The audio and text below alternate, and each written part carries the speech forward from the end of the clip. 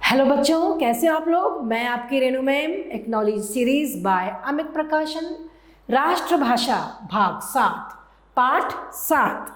यह मेरा यह मीत का। यह मेरा मीत कौन है? दोस्त। यह मेरा यह मीत का। इस पाठ को पढ़ने जा रहे हैं। पाठ को ध्यान से सुनिए बच्चों।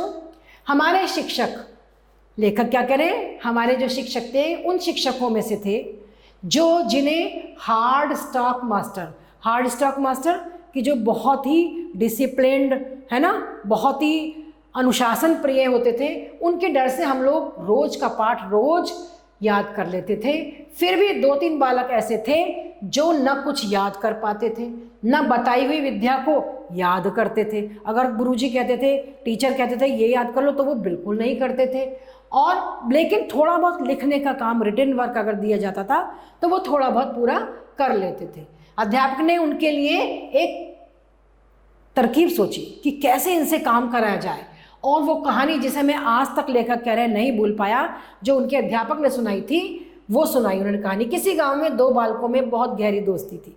2 बच्चे थे, बहुत अच्छी दोस्ती थी। दोनों एक दूसरे को मीत कहकर, यानी कि मित्र कहकर, दोस्त कहकर बुलाते थे, और एक ही गुरु के पास वो पढ़ने जाते थे। उन दोनों की मित्रता देखकर बहुत लोग हैरान हो जाते थे।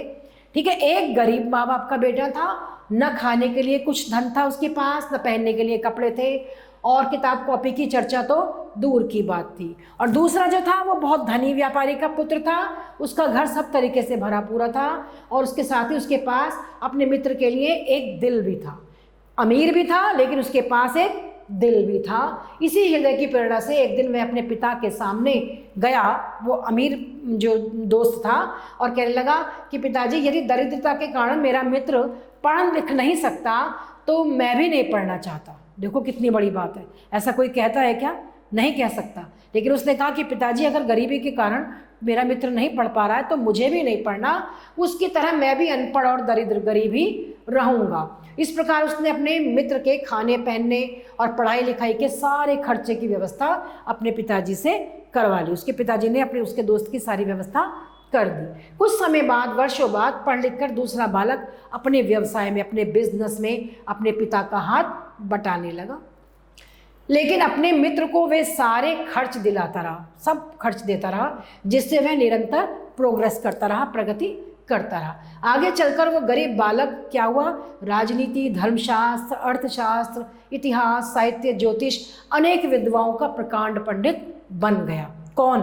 वो जो दरिद्र बालक था वो बन गया। उसकी बहुत प्रशंसा सुनकर राज्य के राजा ने अपने दरबार में उसका स्वागत किया, क्योंकि वो बहुत प्रकांड पंडित था, और उसकी जो विद्वता थी, उसकी होशियारी पर मुग्ध होकर उसे अपना मंत्री बना लिया। राजा ने उसे अपना मंत्री बना लिया। इधर बेचारे व्यापारी के भाग्य पर जैसे पत्थर गिर गया हो। जो व्यापारी का बेटा था उस पर पता नहीं क्या हुआ, एक रात डाकुओं ने उसकी सारी संपत्ति लूट ली, और बचाने के लिए जब उसके परिवार के लोग घर से बाहर निकल आए तो डाकुओं ने उनका घर भी फूंक डाला। और इसी शोक में जो व्यापारी के पिता थे वो स्वर्ग से धार गए, उनकी मृत्यु हो गई। और उनका पुत्र बेचारा, जो बेटा था उनका, वो दाने दाने के लिए मोहताज हो गया। परिवार के पालन पोषण करने के लिए भी उसके पास भीख मांगने के सिवा और कोई रास्ता नहीं बचा, उसके पास कुछ नहीं बचा। तो एक दिन राजधानी के मार्ग पर अपने पुराने मित्र को फटे हाल भिक्षुक के रूप में देखकर, वो तो मंत्री बन गया था ना, राजधानी के रास्ते में अपने मित्र को फटे हाल देखकर मंत्री को बहुत दुख हुआ।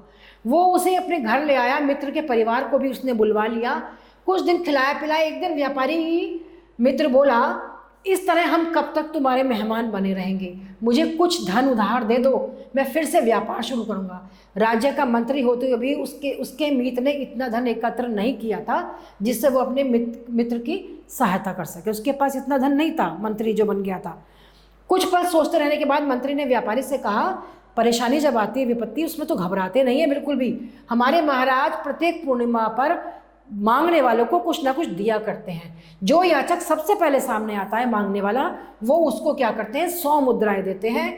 आज से तीसरे दिन ही पूर्णिमा है, पूर्णिमा के दिन वो ऐसा करते हैं, और तुम राजमहल में पहुंचकर मुझसे मिलना। मैं राजा के सामने सबसे पहले तुम्हारे पहुंचने की सारी व्यवस्था कर दूंगा कि तुम सबसे पहले आए हो, और तुम्हें 100 मुद्राएं मिल जाएंगी। उससे तुम्हारे परिवार का अच्छे से लालन पोषण हो जाएगा, भरण पोषण हो जाएगा, और कुछ व्यापार भी तुम उससे शुरू कर देना। ऐसा किसने कहा? मंत्री ने कहा उस व्यापारी के बेटे से। व्यापारी की सूखी आशा लता जैसे फिर से हरी हो गई, मतलब उसको फिर से ऐसा लगा कि कुछ हो जाएगा अच्छा, वो खुद थोड़ा सा मन में खुश हुआ। दूसरे दिन व्यापारी समय पर निश्चित जगह पर पहुंचा। मंत्री की व्यवस्था से उसे 100 मुद्राएं मिल गई। वो हंसता हुआ घर लौटा, उसका परिवार सुख से रहने लगा। उसने अपने नगर लौटकर नए सिरे से व्यापार की योजना बनाई कि बिजनेस करूंगा। दोनों मित्र मिले और एक दूसरे से विदा हो गए। मंत्री राजकाज में लग गया और उसका व्यापारी मित्र जो है अपने व्यवसाय में लग गया। अनुभवी और विपत्ति का मारा होने के कारण उसने व्यापार में अपनी पूरी शक्ति और अपनी पूरी बुद्धि लगा दी। व्यापार बिल्कुल उसका बहुत बढ़िया व्यापार हो गया। उधर मंत्री बहुत संपन्न था, अच्छा खासा कर रहा था, लेकिन वो सुखी नहीं था। कारण था कि उसका बेटा जो था मंत्री का, वो बहुत नालायक था। लाख कोशिश करने के बाद भी वो कुछ नहीं पढ़ लिख पा रहा था। ना वह किसी की सिखाई विद्या को ग्रहण करता था, कुछ करने को ही तैयार नहीं था उसका बेटा। तो उसको अपने मित्र की याद आई। जब वह उसके नगर जाने की तैयारी कर रहा था तो उसके बेटे ने भी साथ चलने की जिद पकड़ ली कि मैं भी चलूँगा। तो मंत्री का बेटा भी उसके दोस्त के यहाँ चलने लगा। वो भी उसे अपने साथ ले हुए अपने मित्र के पास पहुँचे यहाँ पर, और इस बार उसे उतना ही आश्चर्य हुआ जितना द्वारिका से लौटने पर श्री कृष्ण के मित्र सुदामा को हुआ था। क्यों? क्योंकि उसके व्यापारी मित्र का व्यापार इतना बढ़ गया था कि उसने बहुत अच्छा अपना आलीशान बंगला बना लिया था। तो जब वो पहुंचा तो मंत्री, तो उसे लगा कि अरे इसका तो बहुत अच्छा ये बन गया है। मित्र सचमुच लखपति हो गया था। उसने मंत्री का बहुत स्वागत किया, भव्य स्वागत किया, शानदार स्वागत किया। लेकिन मंत्री को तो अपनी ही चिंता सता रही थी कि मेरा बेटा पढ़ता नहीं है। मित्र ने जब उदासी का कारण पूछा तो मुंह लटकाकर उसने कहा, क्या कहूँ मित्र, तुमसे सहायता प्राप्त कर मैं विद्वान बना, राजमंत्री भी बन गया, पर सारी सुख सुविधाएं होते हुए भी मेरा बातचीत के दौरान व्यापारी मित्र को उस मित्र ने सारी बात अपने बेटे की बताई कि बेटे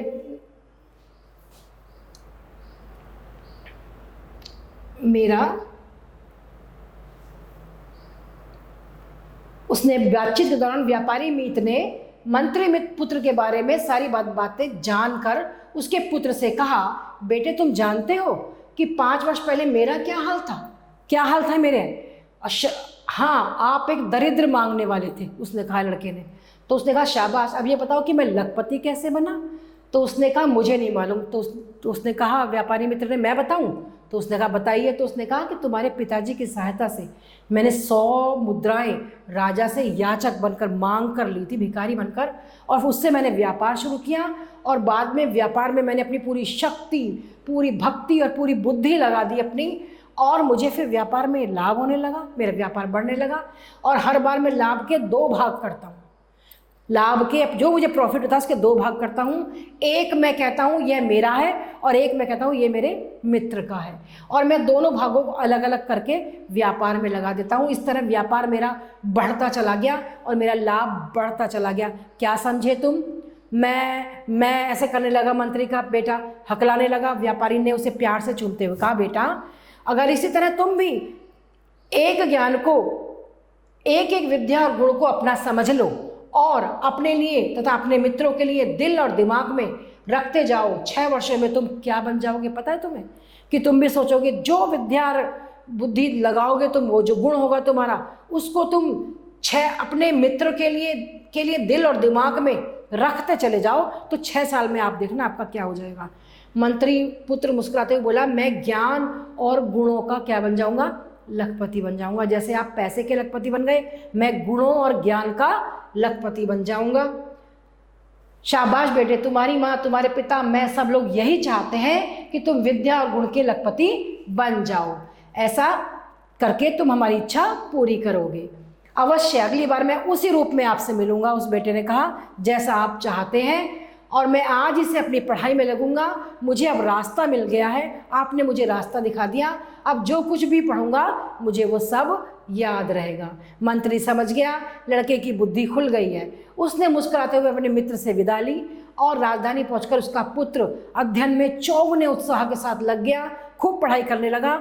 हर रोज जो कुछ सीखता वो मन ही मन अपने जो उसने कल्पना का मित्र बनाया हुआ होता कि मेरे मित्र को भी मैं रखूँगा, उनके लिए रखता, ये मेरा है और यह मेरे मित्र का है। और इस तरह वो पाठ को दोहराता रहता था, बार बार उसका रिवीजन करता रहता था। लड़का मन लगाकर पढ़ने लगा और विद्याएं सीखता गया, अच्छे गुणों से संपन्न होता गया और 6 वर्ष के बाद वह भी क्या बन गया, बहुत बड़ा एक विद्वान बन गया, पंडित बन गया। आगे चलकर वो अपने पिता का उत्तराधिकारी भी बन गया, जैसा मंत्री वो थे उनका भी वो उत्तराधिकारी बन गया। गुरुजी ये कहानी सबको सुनाते, विशेष रूप से उन बच्चों को जिनका पढ़ाई में दिल नहीं लगता था। इस सीधी सादी कहानी का सभी शिष्यों पर बड़ा अच्छा प्रभाव पड़ता और सबने पढ़ाई लिखाई एक नए उत्साह के साथ शुरू कर दी। सब जी जान से पढ़ने लगते, खुद तो पढ़ते ही और अपने दोस्तों को भी, अपने सहपाठियों को भी पढ़ाते थे। मीत का भाग भी तो रखना था, अपने दोस्त का भाग भी तो उन्हें रखना था। जैसा कि उसने व्यापारी मित्र ने बताया था कि जो भी तुम पढ़ो उसका एक भाग अपने मित्र के लिए रख लेना। जैसे तुम्हारे पिता ने मेरी सहायता की तो मैं उसका एक भाग, जो लाभ होता था उसका एक भाग तुम्हारे पिता के लिए रखता था। तो बच्चों आपको समझ में आई, जिन बच्चों का पढ़ाई में दिल नहीं लगता आप इसी को कर कर देखिए, आपको लाभ होगा और आपके गुणों का भंडार बढ़ जाएगा और फिर आप भी उसकी तरह प्रकांड पंडित बन जाओगे। ये आचार्य हजारी प्रसाद द्विवेदी जी की रचना पर आधारित एक लेख है। इसके माध्यम से उन्होंने बताया है कि किस प्रकार शिक्षक ने बताया और बच्चों का मन पढ़ने में लगने लगा। तो मुझे आशा है कि आप सबका मन भी ये समझकर पढ़ाई में लगेगा अच्छे से, और ऐसे ही करके देखना तो आपको बहुत अच्छा लगेगा और आपको लाभ होगा, आप गुणों की खान बन जाओगे, है ना बच्चों। चलिए नेक्स्ट चलते हैं हम पाठ के अभ्यास कार्य की तरफ। बच्चों जो पाठ में आपने पढ़ा आपको अभ्यास कार्य बताना है। लेखक ने अपने शिक्षक को हार्ड टास्क मास्टर क्यों कहा? क्योंकि वो बहुत डिसिप्लिन थे, अनुशासन प्रिय थे। जो काम देते थे हार्ड टास्क उसको कहते थे इसको पूरा कर कर लाना है। बच्चे डरते थे, पूरा करके लाते थे, लेकिन जिनका मन नहीं लगता था वो नहीं करके लाते थे तो भी उन्होंने उनको लाइन पर लगा दिया। तो ये हार्ड टास्क मास्टर कहलाते थे। धनी बालक में क्या विशेष गुण था? धनी बालक में ये विशेष गुण था कि उसने अपने पिताजी से कहा कि पिताजी अगर मेरा गरीब मित्र पैसे की वजह से नहीं पढ़ पा रहा है तो मुझे भी नहीं पढ़ना है। तो उसके पिताजी ने क्या करा, उसकी बात मानकर उसके मित्र के लिए भी पैसा दिया, क्योंकि उन्हें लगा कि मेरा बच्चा भी नहीं पढ़ेगा। धनी में ये गुण था। मित्र की निर्धनता देख धनी मित्र ने अपने पिता से क्या कहा, यही तो कहा था। निर्धन मित्र राजमंत्री के पद तक कैसे पहुंचा? क्योंकि उसने शास्त्र, भूगोल, इतिहास सबकी जानकारी प्राप्त कर ली थी। इससे वो क्या बन गया था, प्रकांड पंडित बन गया था और राजाओं ने उसे किस में रख लिया था, अपने मंत्री पद पर नियुक्त कर लिया था। व्यापारी पुत्र द्वारा मंत्री पुत्र को दी गई शिक्षा का क्या परिणाम निकला? जब व्यापारी पुत्र ने मंत्री पुत्र को शिक्षा दी कि जो भी मैंने कमाया उसका लाभ मैंने एक भाग अपने मित्र का रखा और एक भाग अपना रखा, उस भाग को मैं लगाता रहा तो मेरा व्यापार दिनों दिन रात बढ़ता चला गया। और तुम भी अगर अपने ज्ञान के भंडार को बढ़ाओगे तो 6 वर्ष बाद देखना, फिर उसको अपने मित्र के लिए ऐसे रखना, दोहराते रहना, तो आपका ज्ञान बढ़ता चला जाएगा। और उसके मित्र के बेटे को ये बात समझ में आ गई और इसी प्रकार वो भी बाद में जाकर प्रकांड पंडित बन गया। तो इस प्रकार बच्चों हमने जाना कि एक अच्छे शिक्षक ने किस प्रकार बच्चों को शिक्षा दी और बच्चों को समझ में आया और उन्होंने वही शिक्षा प्राप्त की। नेक्स्ट हमारा एक्सरसाइज है बच्चों, सही उत्तर पर सही का चिन्ह लगाइए। गांव के दोनों बालक जिनमें गहरी मित्रता थी एक दूसरे को क्या कहकर बुलाते थे? दोस्त, साथी, सखा या मीत? क्या कहकर बुलाते थे? मीत, है ना। तो हम यहाँ 4th नंबर पर लगा देंगे। नेक्स्ट है बच्चों, मंत्री को उसका व्यापारी मित्र किस रूप में राजधानी के मार्ग पर दिखाई दिया था? खिलाड़ी के रूप में, राजा के रूप में, भिक्षुक के रूप में या गायक के रूप में? किसके रूप में? भिक्षुक के रूप में दिखाई दिया था। नेक्स्ट है बच्चों, पूर्णिमा के दिन व्यापारी मित्र को राजा से दान में क्या मिला? सोने का घड़ा, 100 मुद्राएं, 100 घड़े या 100 एकड़ जमीन? क्या मिला था? 100 मुद्राएं। तो 2nd नंबर पर हम सर्कल कर देंगे। नेक्स्ट, ये मेरा है, ये मेरी मीत का, ये मन ही मन कौन कहता था? व्यापारी का पुत्र, मंत्री का पुत्र, मंत्री या व्यापारी? कौन कहता था? व्यापारी का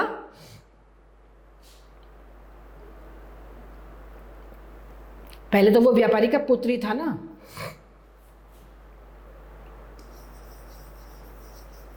तो इस प्रकार बच्चों हमने सही अर्थ पर सही का निशान लगाया और आपने जाना। अच्छा लगा होगा आपको पाठ। आप भी ऐसे ही अभ्यास करना, एक अपने मीत का निकालना, तो आपको ज्ञान का भंडार हो जाएगा आपके पास। नेक्स्ट पार्ट में बच्चों आपसे फिर मिलते हैं, तब तक के लिए आभार।